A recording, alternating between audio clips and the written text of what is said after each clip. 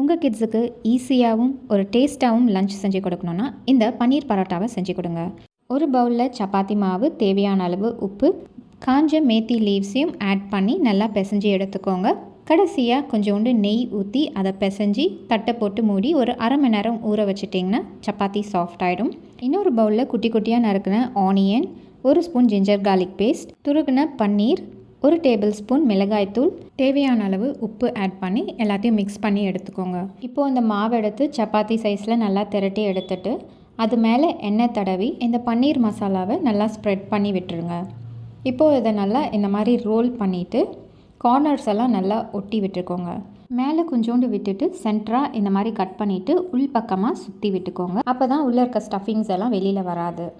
இப்போது திரட்டினதுக்கப்புறம் நம்ம தவாவில் போட்டு சுட்டு எடுத்தோன்னா நம்மளோட டேஸ்டியான பன்னீர் பரோட்டா ரெடி ஆகிடும். இன்னும் கொஞ்சம் ஃப்ளேவர்ஃபுல்லாக வேணும்னா பரோட்டா மேலே ஆரிகேனோ தூவிட்டு எண்ணெய் இல்லை நெய் ஆட் பண்ணி சுட்டு எடுத்துக்கோங்க.